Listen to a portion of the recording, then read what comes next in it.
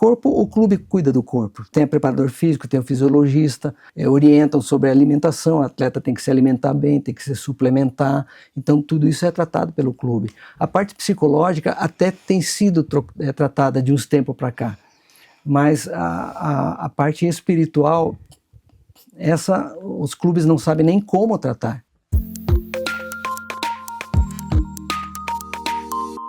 Começamos agora o Momento PIB. Eu sou a Emily Diniz, que vai estar apresentando hoje o programa. Também sou voluntária na comunicação e jornalista aqui na comunicação da PIB. E, como vocês sabem, o Momento PIB, ele é um programa dedicado a poder se aprofundar nos ministérios que a gente tem aqui dentro da igreja, né? Porque são tantas atividades, ações acontecendo, e a gente tem a oportunidade de trazer pessoas, né, que são relevantes, que estão fazendo a diferença, para elas poderem conversar e a gente poder aprofundar mais os assuntos. E agora que a gente está nesse contexto de Copa do Mundo, né, falando aí de seleção brasileira, nós encontramos, né, uma pessoa bem legal para conversar, que é o pastor Anselmo Alves. Ele fez teologia, é escritor, né? Pastor está aqui do meu ladinho, seja bem-vindo. E um fato curioso sobre ele é que ele atuou por volta aí de 10 anos na seleção brasileira, ali como jogador de futebol, e acabou tendo também uma experiência com Deus no meio de tudo isso. É isso mesmo, pastor? Por um período de 10 anos eu fiz a capelania de atletas da seleção, né?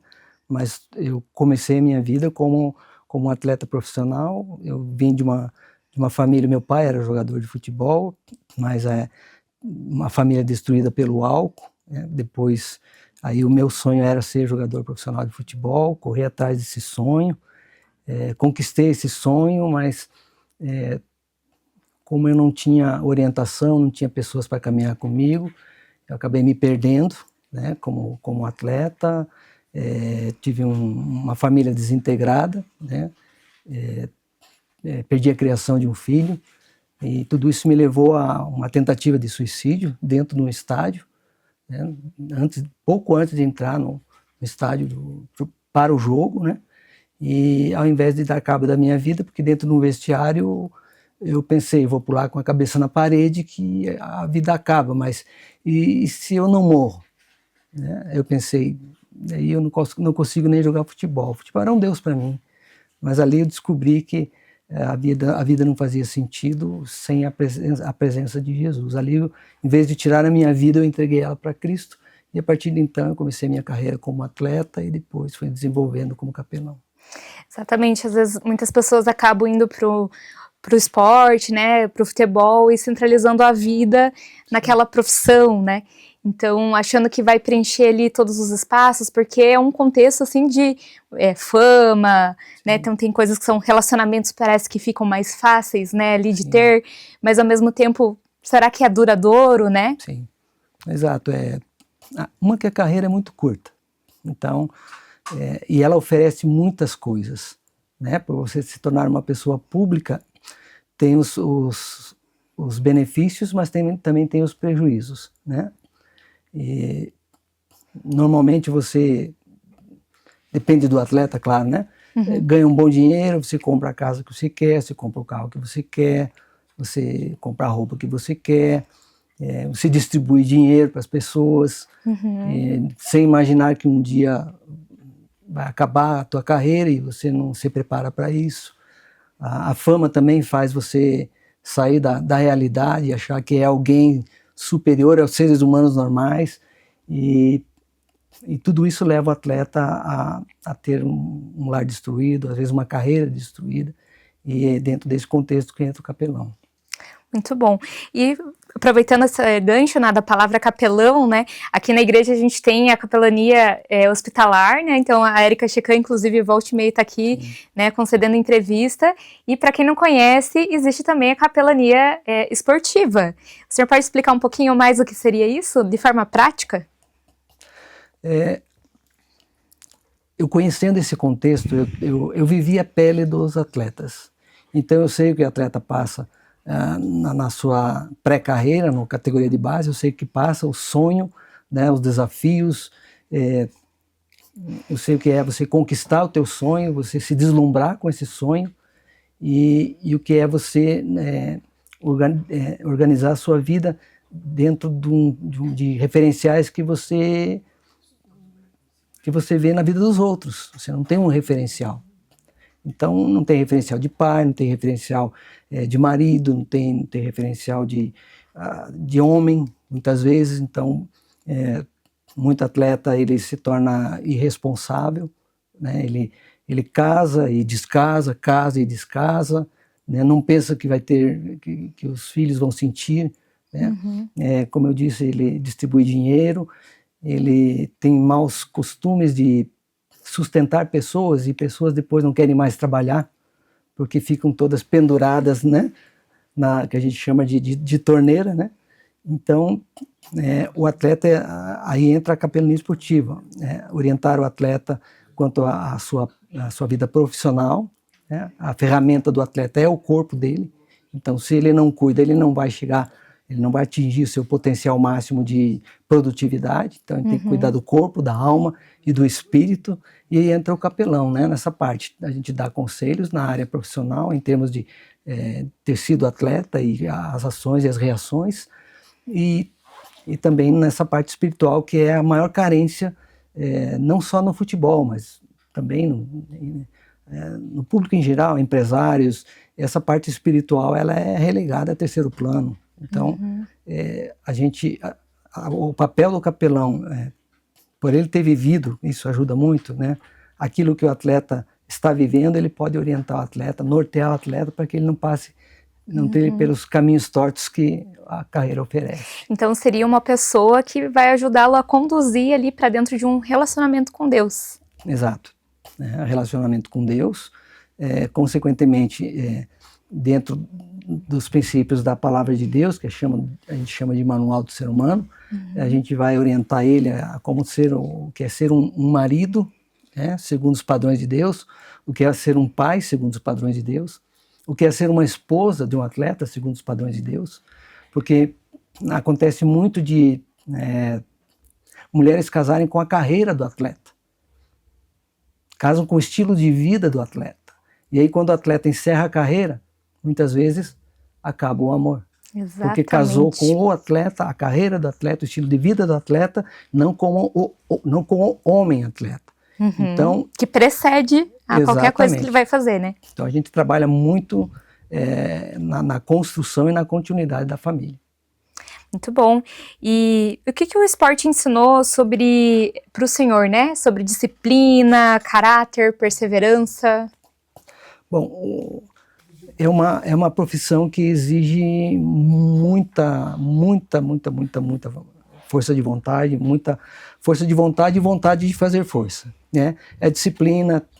No meu período, né? Treinava-se 2 períodos, aí você treina 2 períodos, chega em casa cansado, né? E aí você tem que concentrar no outro dia, você joga, descansa um dia, viaja, concentra lá na outra cidade, joga lá, depois volta, e isso é o ano todo, não para. Então o atleta fica mais fora de casa do que dentro de casa. Ele fica mais com os companheiros de clube do que com a família.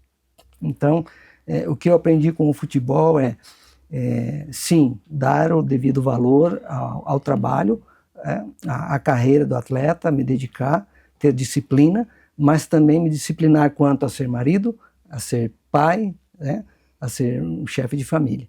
Então a gente aprende com a responsabilidade que a gente tem de muitas vezes jogar futebol diante de 50 mil pessoas. Então você é preparado emocionalmente, psicologicamente para todas as áreas da vida, porque é a única carreira em que o funcionário está dentro de um estádio, sendo muitas vezes xingado pelo público, onde está muita pressão, né? Muita pressão. Esposa e filhos, e quando você joga mal, você erra um gol, a torcida inteira fica xingando você na frente dos filhos pequeninos, da esposa. Então não é qualquer profissão que aguenta isso, né? Xingado até pelos próprios patrões. Então, que é muito vinculado ao resultado que você traz, né? Se você está indo bem, está numa performance boa, você é reconhecido, mas senão, né, tem que saber gerenciar as críticas, né, também. O desempenho, né? Então isso faz com que a gente consiga ter um equilíbrio emocional. Uhum. E por que esse ambiente esportivo ele precisa de um cuidado espiritual?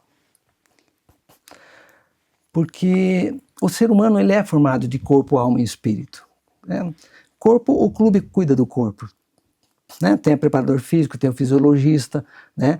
Orientam sobre a alimentação, o atleta tem que se alimentar bem, tem que se suplementar, então tudo isso é tratado pelo clube. A parte psicológica até tem sido tratada de uns tempos para cá, mas a parte espiritual, os clubes não sabem nem como tratar essa parte espiritual, porque a única parte acaba nossa... sendo subestimada ali, né? Exato, é relegada a segundo plano ou fora de plano, porque a relação do atleta com Deus para o clube não faz diferença. O que importa é render, o que importa é produzir. Só que, né, um dos conteúdos do livro é a respeito da parte emocional do atleta. Porque se ele não tem um bom relacionamento dentro de casa, isso vai entrar com ele no campo. Se ele tem problema com a família, ele vai entrar no campo com esse problema. Então, se você não tem um relacionamento com Deus, você não tem onde basear, estruturar a tua vida, tua família, tua carreira, você está no ar. Então, é o que acontece. 75% dos atletas profissionais, 2 anos após o encerramento da carreira, ou estão falidos, ou estão divorciados, ou os dois, incluindo atletas chamados cristãos. Agora até lembrei daquela passagem bíblica que fala do que adianta ganhar o mundo inteiro e perder a sua alma. Perder a sua alma, né? Então, se os clubes, né, treinadores, clubes, entendessem que trabalhando o corpo, a mente, o corpo, a alma e o espírito, né, corpo, matéria, né, cuidado, alma, mente, vontade, emoção, razão, parte psicológica, parte mental e a parte espiritual, o atleta vai produzir tudo aquilo que é necessário, tudo aquilo que ele tem potencial para produzir. Agora, se ele só cuida de uma parte ou cuida de outra parte, ele não vai chegar aonde ele poderia chegar.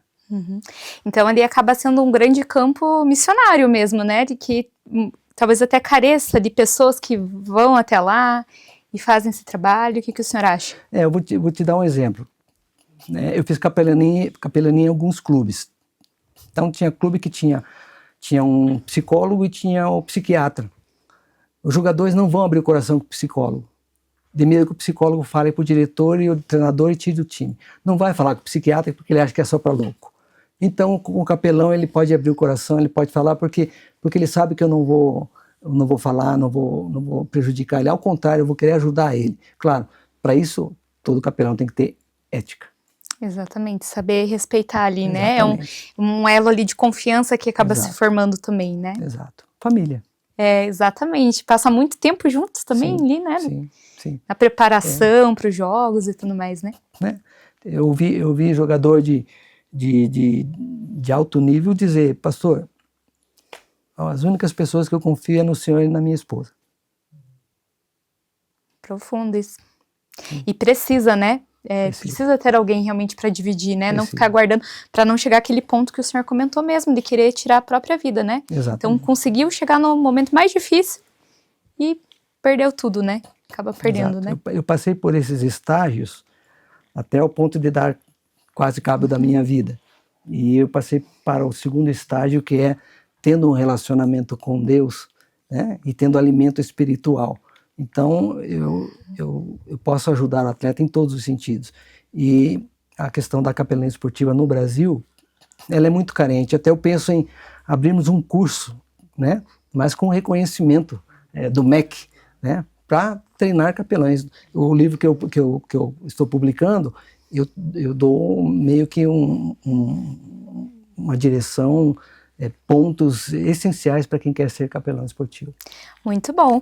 Então, tá muito boa a nossa conversa, muita coisa interessante aqui para a gente conhecer, inclusive até do livro que ele já comentou, depois a gente vai abordar um pouquinho mais. Agora a gente vai fazer uma pausa e voltamos daqui a pouco. Não saia daí!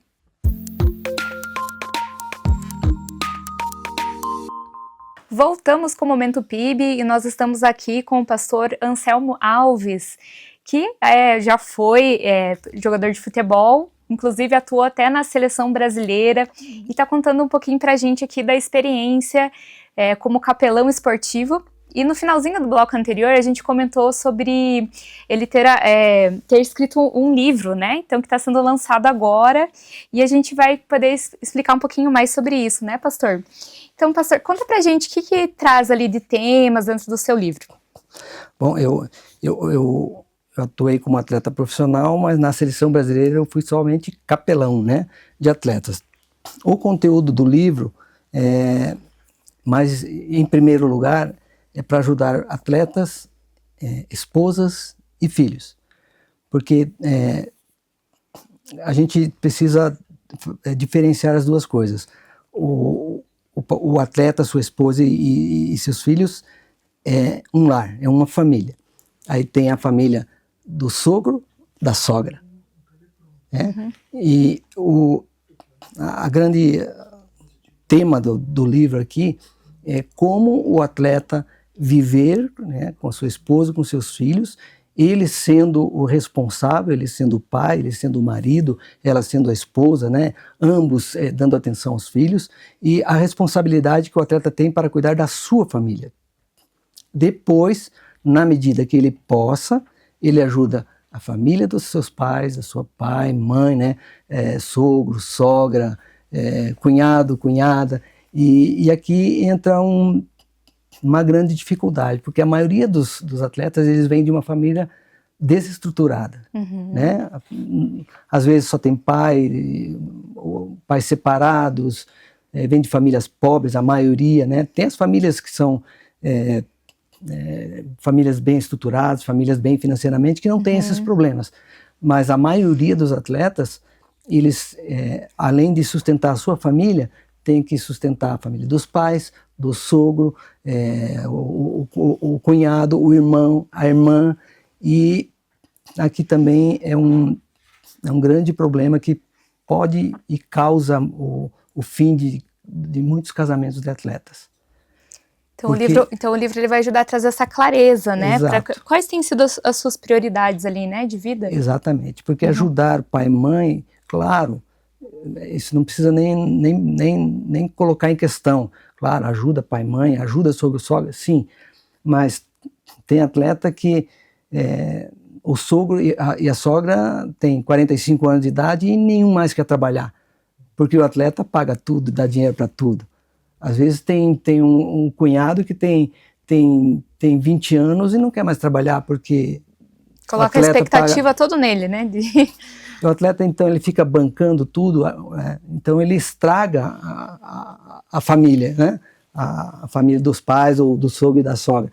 Ele prejudica, ele está tentando ajudar, mas ele acaba prejudicando, porque daí não querem trabalhar. Então essa é a realidade de muitos, né? Eu estou falando de um grupo de famílias, né? De atletas, em que o atleta chega até, muitas vezes, a ser chantageado e pais cobrando o amor que deram, a criação que deram, e pedindo coisas. Então, eu investi em você, né, mesmo que seja um outro tipo de investimento, né, mas querendo aquele retorno, né? Exatamente. E é isso que o público não sabe, é isso que o clube não sabe. Então, muitos atletas, não são todos, né? Muitos atletas, os pais, eles cobram o amor, e o atleta, ele não tem coragem de dizer não. E quando ele diz não, ele ouve chantagem emocional. Mas eu deixei de comer para você comer e ir treinar. Mas eu deixei de comprar um calçado para mim, uma roupa para mim, porque tinha que comprar chuteirinha para você. Aí fica disfuncional ali o relacionamento. Daí parece até que o jogador está virando o pai dos pais, né? Exatamente essa palavra. Muitos atletas viram pais dos pais, pais do sogro, pais da sogra, pais dos irmãos, pais dos cunhados. E isso acaba com o casamento, acaba com muitas carreiras, né? Mas o atleta não vai falar isso na imprensa, o atleta não vai falar isso no clube, o atleta não tem para quem falar isso. Então aí nesse caso, como eu vivi essa experiência né, de ser explorado por pessoas, explorado por amigos, de pessoas querendo que eu pagasse o amor que me deram. Então, por eu ter vivido isso, eu posso ajudar o atleta. Eu entendo o atleta. E ele sabe que eu vesti a pele dele, então ele abre o coração comigo. Ele sabe que eu não vou falar para a imprensa, eu não vou falar para o treinador, eu não vou falar para o público. Então, aí entra o papel do capelão, entende? Mas tem que ter o preparo, porque senão, para você ter uma ideia, nas Copas do Mundo que eu trabalhei, a imprensa sempre esteve atrás de mim. Aqui na igreja, invadiram a minha sala aqui na igreja, meu gabinete, botaram uma câmera no meu rosto e disseram assim: o senhor é uma pessoa pública e o senhor é obrigado a dar uma satisfação para o público do que acontece nos bastidores com os atletas da seleção brasileira. Nossa. Eu falei para ele: olha, não é que eu não queira te dar entrevista, é que não é interessante para você um pastor te dá entrevista, um capelão dá entrevista. Ninguém está interessado na entrevista de um capelão. Entrevista o jogador que o público vai gostar. Né? Se for quer falar da vida dele, que ele mesmo fale, né? Que ele selecione. Eles vinham, né? Desistiram. Eles vinham atrás de mim para eu dar informações do atleta. E eu não dava. Então, a imprensa também, parte da imprensa sempre ficou meio chateada comigo, mas não posso falar. Né? Assim como eu ajudei repórteres em Copas do Mundo que estavam com problemas sérios e que abriram o coração para mim, e que eu pude ministrar na vida deles. Eu não vou falar para os jogadores que o repórter tal, que o comentarista tal está assim, não. Então eu sempre tive que, ali dentro do contexto de atletas, famílias de atletas, comissões técnicas, diretores, radialistas, comentaristas, eu sempre tive que separar as coisas e ser ético com todos, né? Então, se eu falar coisas ruins a respeito de um atleta, eu vou prejudicar a carreira dele. Eu posso prejudicar a carreira e o casamento. Sim. Se eu falar tudo que eu vi a respeito de um ou outro comentarista ou radialista, eu posso prejudicar a carreira e o casamento dele. Então, eu não posso fazer isso. Então aí entra a ética do capelão. Muito bom. E para quem gostaria de ser um capelão esportivo, como que essa pessoa faz para se preparar? Tem algum curso? Como é que funciona? Então, eu ministrava curso, né? Até uns 2 anos atrás eu estava ministrando curso. Ainda existem alguns cursos, mas são cursos assim, 2 dias, ou talvez 3, 4 dias, mas o meu sonho é dar um curso de capelania como se fora um curso de faculdade. É um curso em que, não precisa ser 4 anos, tá bom, não precisa ser reconhecido pelo MEC, mas pelo menos 2 anos, porque não se prepara um capelão em um fim de semana, em um mês, não. Porque tem todo um contexto, é uma realidade, é um universo diferente o capelão de atleta. Ele trabalha com atletas da categoria de base, tá certo, é um universo. Ele trabalha com atletas de alto rendimento, é outro universo. Então, se ele não souber, se ele não tiver experiência, ele pode dar um conselho para um atleta que vai refletir no péssimo desempenho do atleta lá dentro do campo. Porque o capelão não tem que estar se intrometendo na parte tática, na parte técnica do jogador. Não, isso tem treinador, isso tem os profissionais para isso. Eu ajudo ali na parte psicológica, claro, a parte mental, tem o psicólogo, mas a gente também ajuda no mental porque eles abrem o coração, né? E a parte espiritual. Então, se as pessoas não estiverem preparadas, como aconteceu, por exemplo, um atleta disse que por ele ser um cristão, ele nunca vai se machucar. Ou se ele se machucar, se ele tiver uma lesão, ele não precisa fazer tratamento, basta ler a Bíblia e orar. E aí um dia um presidente de um grande clube de futebol brasileiro me chamou e perguntou: o senhor ensina um atleta a fazer jejum, a fazer vigília de oração, a noite inteira orando, depois chega no campo e não consegue nem energia, nem correr? Né? Eu falei: não, eu não ensino isso. Jejum é bíblico. Jejum é bíblico. Vigília de oração é bíblico, mas o atleta tem que fazer diferente da pessoa que tem um outro trabalho. Então, o jejum do atleta faz no dia de folga. Exatamente. A vigília Ter de oração, discernimento, né, para saber quando aplicar, né? Você está ensinando um princípio, mas tem um momento certo, né? A vigília de oração do atleta, ele quer ficar 4, 5, 6, 7, 8 horas orando, faça isso no dia de folga de dia, não tem que ser com a luz apagada. Não tem que ser com noturno. Exatamente. Então, se você não prepara um capelão, com muitos atletas, esse diretor desse clube, ele disse, eu vou mandar 2 atletas embora por causa disso. Eu tentei contornar a situação, mas ele mandou embora. E um deles, ele encerrou a carreira do atleta. Nossa, e acaba, às vezes, até prejudicando a fé, né? Porque a pessoa interpretou de forma equivocada, não soube como utilizar, e daí acaba se frustrando com a profissão e achando ainda que é culpa de Deus, né? Exatamente. O atleta, ele fica perdido na sua fé, porque ele foi mal orientado, né? Ah, mas espera lá, mas tem o jejum de Daniel. Tá bom, então, se Deus mandou você fazer o jejum de 20 dias sem comer, você treinar e jogar normalmente, é de Deus. Se não conseguir desempenhar, não é de Deus. Exatamente. Porque Deus não iria exigir um tempo de vigília de oração ou um jejum de uma pessoa que vai ter o seu trabalho prejudicado, vai prejudicar a equipe toda, vai prejudicar um clube todo. Então são coisas que, e isso é muito ensinado para atleta, profecias, as chamadas profetadas que a gente fala. Então, tem um atleta que está jogando bem, está aparecendo, vai um monte de profetas e ele diz, Deus me falou que você vai jogar no grande clube, que você vai para o clube da Europa, que você vai chegar na seleção brasileira, que você vai ser isso. E depois não acontece, e daí? Tem atleta que dá o carro para o profeta, falso profeta, porque falso profeta, o profeta, quando ele diz uma coisa, aquilo tem que acontecer. Exatamente. Não é assim. Você vê que a profecia é verdadeira, não se cumpre. Porque daí vem assim, não, você que não teve fé. Não, pera lá. Né? Se você diz para um atleta, olha, Deus me falou que você vai para a seleção brasileira, e o atleta continua a sua carreira jogando, e não acontece, foi uma falsa profecia.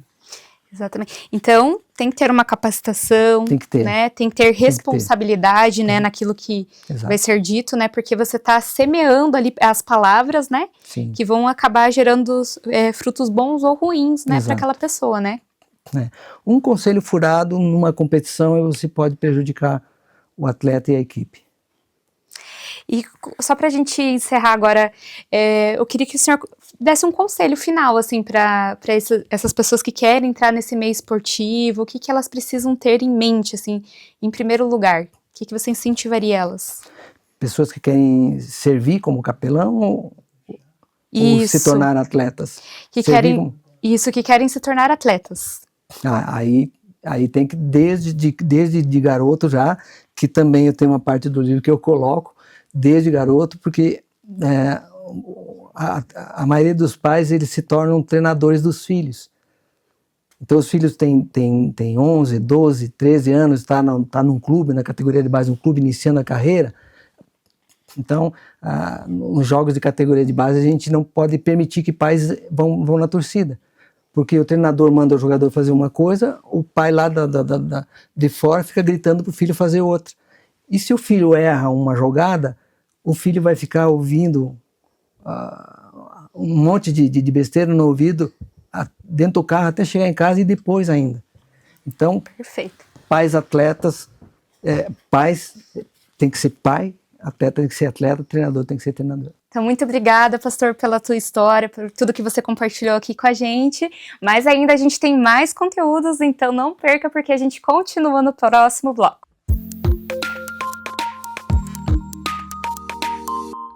Voltamos com a nossa entrevista sobre capelania esportiva com o pastor Anselmo Alves. Pastor, a gente agora queria entrar num assunto, né, falando das participações que o senhor teve em grandes eventos esportivos, que foi a Copa do Mundo e também a Confederações e Copas Américas, né? Uhum. Como que foi viver esses bastidores, estar, né, nesses momentos tão importantes mundialmente falando? Bom, a a minha ida para a minha primeira Copa foi a de 2002, né? Então, eu estava na minha casa 4 dias antes da estreia da seleção e eu recebi telefonema de 2 atletas que moravam no Japão, que eram filhos na fé, que desde quando eles estavam iniciando lá a vida com Deus e família, e eles me disseram: pastor, a gente sentiu o desejo de pagar uma passagem para o senhor ir lá na Copa do Mundo falar de Jesus para os atletas e para o mundo todo. Nossa, que legal. Um me ligou de um lado do Japão e falou isso. Uhum. No outro dia, outro me ligou do outro lado do Japão me dizendo a mesma coisa. Aí eu disse: ó, vocês, não é assim que funciona, é Deus que manda as coisas. Vocês ficam combinando as coisas para me convencer ir para a Copa. E aí ele falou assim: mas do que o senhor está falando? Você e você ficaram tão combinando aí. Não, eu não converso com ele há meses. Eu falei: ixi, é Deus. Aí eu fui para o consulado tirar o visto, não tinha casa, pastor não tem carteira assinada, não tinha documento nenhum. Poxa vida. Mas eu tinha uma foto com o Lúcio, zagueiro, que eu tinha ido atender ele um problema que ele tinha de família quando ele jogava na Alemanha. Eu tirei uma foto com ele. Aí no consulado eu botei a foto, mostrei: ó, eu sou capelão esportivo. Uau. Ele: posso mostrar para os amigos? Pode, foi lá. Tá comprovado. Chegou ali, carimbou meu passaporte. Falou: oh Deus, é o senhor. Isso né? mesmo. Cheguei na Coreia, pouquíssimo inglês, não sabia como chegar até o hotel da seleção, sabia o nome, mas eu fui perguntar para uma coreana, no meu português, né, dizendo que eu queria chegar até o hotel da seleção brasileira. Né? Nossa, inclusive a gente tem imagens, né, para falar desse período, né? Pessoal da produção aí que puder colocar, para a gente poder ir comentando aqui também. Olha só, pastor, abriu ali as imagens. Abriu. Aí quando eu era jogador ainda, né? Durante a minha carreira, e nos clubes que eu joguei, ali tem aquele Qual outro. que é o clube? Aquele outro foi a Chapecoense, aquele ali é o Operário. Chapecoense, eu fui capelão no Desastre Chapecoense, daqueles 50 caixões eu estava lá, fazendo a capelania. Momento histórico. E na seleção, para resumir, 2 dias antes do Brasil estrear, eu estava dentro do hotel da seleção com os atletas, orando, estudando a Bíblia. E aí foi quando começou meu trabalho de capelania dentro da seleção brasileira. Era Lúcio, Kaká e Edmilson, os 3. Nossa, que legal. Né? Vinha um ou outro atleta, mas normalmente eram os 3. E a gente foi. E quando eu cheguei lá, tinha um outro capelão lá, que ele... Alex Dias Ribeiro, Atletas de Cristo, ele já havia feito Copas. Ele chegou lá e ele disse... Olha lá os bastidores. É uma reunião aí, uma reunião nossa com eles. Ele disse: não vão deixar os atletas usarem a camiseta com o nome Jesus. Eu falei: Deus, o Senhor me mandou para cá para falar de Jesus, né, para os atletas. Estamos estudando a Bíblia, mas falar para o mundo, como eu vou falar para o mundo se os atletas é que podem falar, né, testemunhar para o mundo?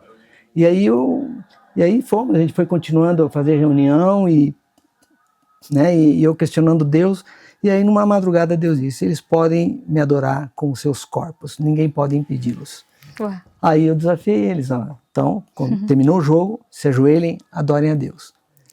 Nossa, e você tem esse registro ainda, né, das imagens, daqui a pouquinho vai passar. Passou outro jogo, fomos para a final e a gente ganhou, aí foi a final, né? Essas imagens estão tremendo tudo porque foi eu que filmei, imagina. Emoção, né? Campeão, eu tendo que filmar, vibrar e chorar. Exatamente. Então fica tudo vibrando. Às vezes eu filmava o campo, às vezes eu filmava o telão, né? Mas a surpresa grande foi essa, porque os 3 se ajoelharam, mas antes de receber a premiação, toda a comissão técnica, todos os jogadores foram no meio do campo, pessoal, e se ajoelharam. Que lindo! Então, isso eu perguntei para eles depois: vocês combinaram com eles? Porque nós combinamos. Eles: não, foi ajoelhando um após o outro. Eu falei: foi Deus, né? Coisa de Deus mesmo, né? Depois a gente foi campeão, fui convidado para voltar com a seleção no avião, né? Vai aparecer as imagens aí. E esse para você foi o momento mais marcante, assim, ou teve outros também? Não, pentacampeonato, não tem como. Você estar presente, você estar com os atletas, você viver, conviver ali, Não tem... E saber dos difícil. bastidores, né? Porque Exato. o pessoal que assistiu na TV só viu por fora, né? Só viu Mas por teve fora. todo um trabalho ali por dentro, né? Eu não esperava voltar com eles na seleção, no avião, me convidaram, né, muito feliz, claro, voltei, conversamos com muitos, né, eu fiz até umas entrevistinhas aí, o Lucião, aí a Taça, né, aí fiz uma entrevista com o Ronaldinho mandando um abraço para as crianças aqui de Curitiba, porque eu trabalhava com crianças, né, de escolinhas, então eu fiz uma entrevistinha com ele dentro do avião, e o Lúcio também, né, na sequência, o Lúcio agradece a igreja por ter me liberado, era o pastor Pascoal na época, né, o pastor Pascoal me liberou para poder ir lá e fazer esse trabalho, então aí está ali agradecendo a igreja.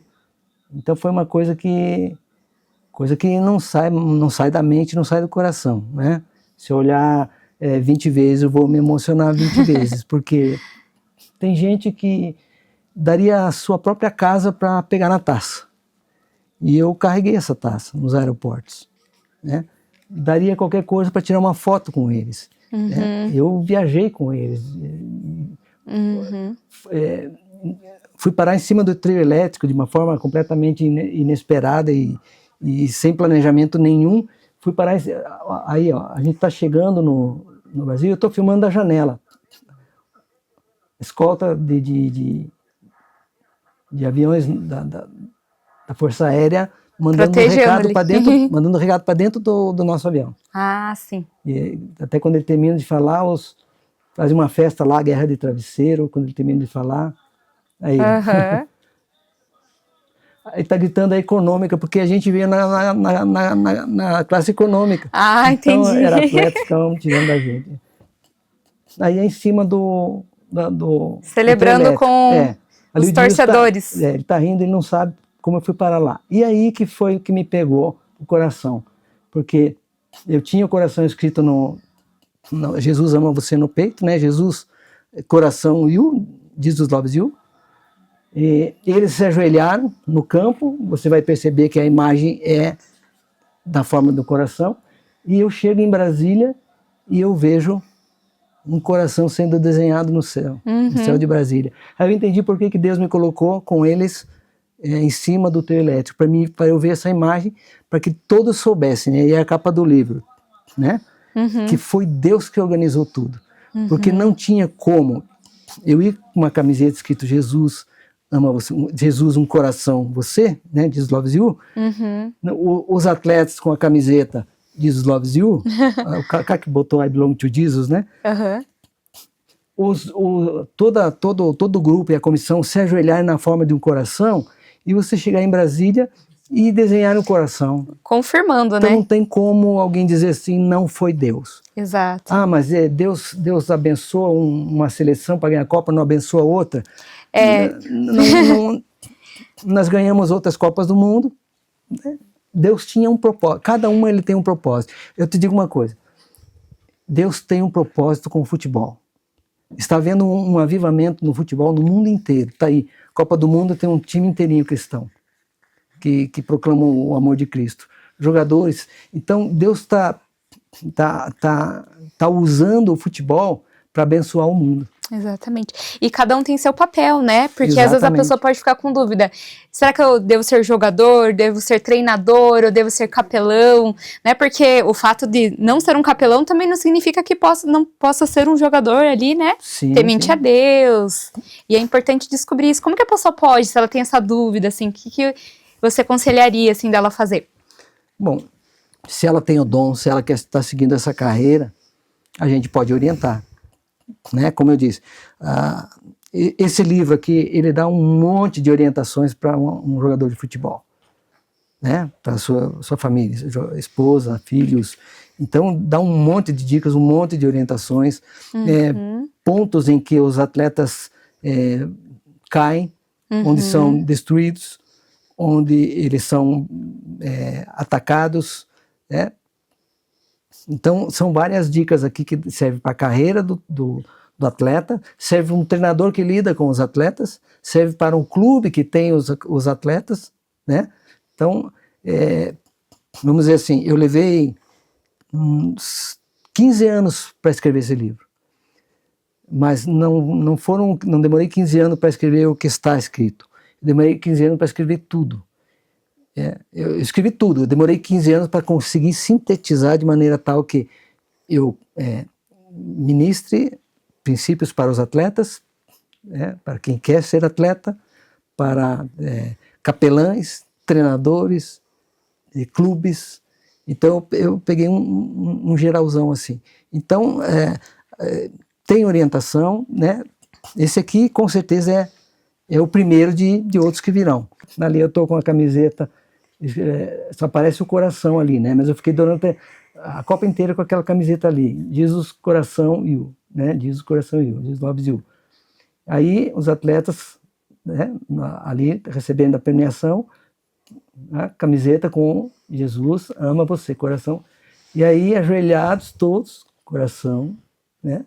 E aí em Brasília. Então não tem como eu ter combinado com os atletas, eu ter combinado com toda a comissão técnica da seleção brasileira e com mais a Esquadrilha da Fumaça para todos montarem um coração. É obra de Deus. Amém. Não tem como ser presença, né? Então a gente só foi figurante, né? Mas Deus se manifestou nessa Copa. Então ele se manifesta numa Copa. Eu participei foram mais 3 Copas Confederações, mais 2 Copa América, a gente ganhou todas. A gente perdeu 2 Copas. Mas nessas outras, todas, o nome de Jesus foi proclamado. Só que o que acontece? CBF, nem tanto, eles talvez entendam, mas a FIFA, a CBF, as federações, eles pensam que a gente está falando de religião. Isso é importante deixar bem claro aqui. Jesus está muito acima de qualquer religião. Amém. Então Jesus, ele é o maior referencial de ser humano que pisou na Terra, sendo ele Deus. Ele é o maior vencedor que pisou na Terra. Então não tem ninguém maior vencedor do que ele. Eu não vou exaltar o maior vencedor que já pisou na Terra. Ele venceu o mundo, ele venceu o mal, ele venceu o pecado, ele venceu a morte. Como? Se um atleta é número 1 do mundo, exaltam. Aí o número 1 do universo, eu não vou exaltar o nome dele. Não é religião, eu estou falando de um referencial de ser humano perfeito. Nós somos imperfeitos, mas ele é o nosso padrão, ele que nós devemos seguir. Então, todo esse trabalho, todos esses testemunhos, tudo isso não é para você ser da religião A para a religião B, porque nas reuniões que eu fazia, tinha mais pessoas que não eram evangélicas do que evangélicas. Começamos com 3. Teve reuniões que tinha 14. A maioria não era evangélica. A grande maioria não era. Mas eles foram conhecendo Jesus, conhecendo os princípios e valores e aplicando nas suas famílias. Exatamente, que é a nossa missão, né? Que a gente aprende que é conhecer a Jesus e fazê-lo conhecido. Porque as pessoas pensam, ele quer ele quer me mudar de religião. Ele quer enfiar água ela abaixo da religião. Não, eu quero apresentar o maior vencedor e o Salvador, que é Jesus. É exaltar o nome dele. Amém. Nossa, muito obrigada, pastor, pela entrevista. Foi muito importante também ouvir, né? Nós esperamos que vocês também tenham gostado, que vocês possam compartilhar para que esse conteúdo alcance mais pessoas, que vocês possam seguir também aqui a gente no YouTube da PIB, né, para a gente poder fazer com que essa mensagem alcance, né, o evangelho alcance as pessoas que estão em todos os meios, né, inclusive no meio esportivo. Muito obrigada pela atenção de vocês e tenham uma ótima semana.